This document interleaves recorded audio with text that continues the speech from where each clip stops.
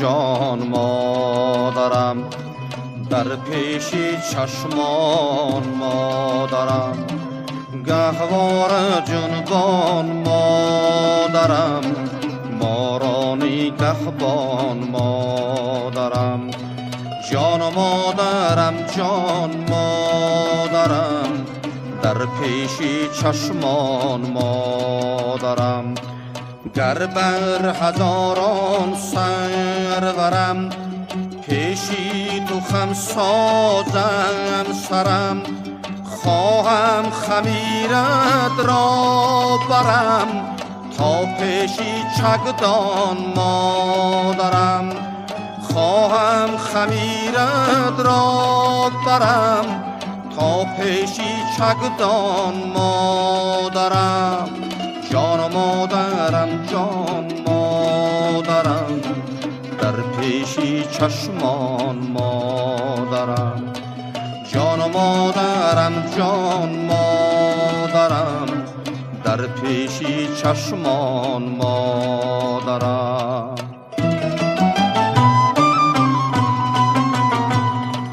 بودی چراغی منزلم، آسایشی جان و دلم. دستی دعایت مشکلم، میکرد آسان مادرم. دستی دعایت مشکلم، میکرد آسان مادرم. جان مادرم جان مادرم، در پیشی چشمان مادرم. جان مادرم جان مادرم، در پیشی چشمان مادرم.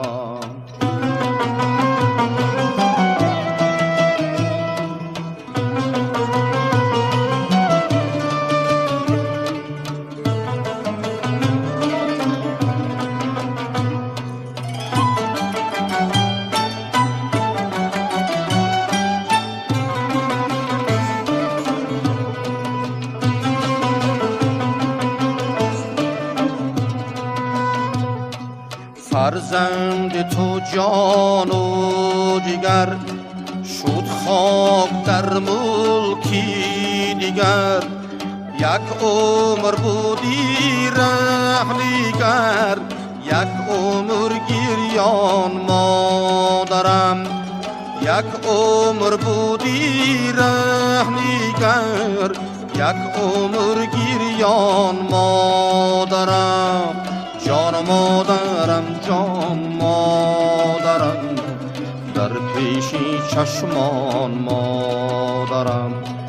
جان مادرم جان مادرم، در پیشی چشمان مادرم.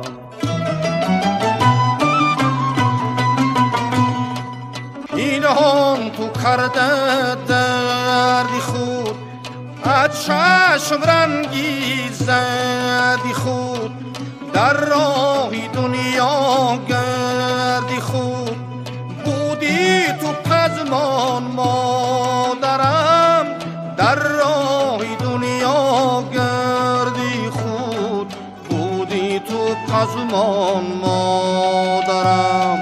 جان مادرم جان مادرم، در پیشی چشمان مادرم.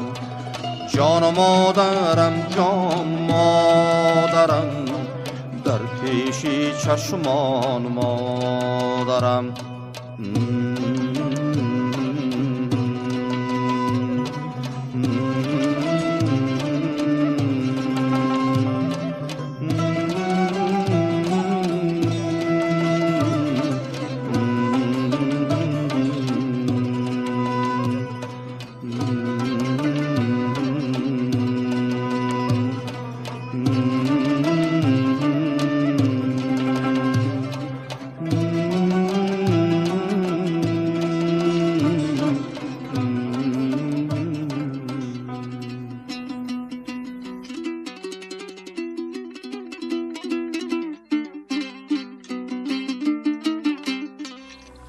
من در این روزی بهار نازنین کل مادران کوره دنیا و علل خصوص مادران عزیز تاجیکستان را مبارکباد میگویم و شاعر بیهوده نگفته است در خانه که بخت بود خانه زن است، دلگرمی ها ز گرمی کاشانه زن است. در پیش زن ستایش زورآوری مکن، در پیش زن ستایش زورآوری مکن، باری زمین و ارض چو در شانه زن است.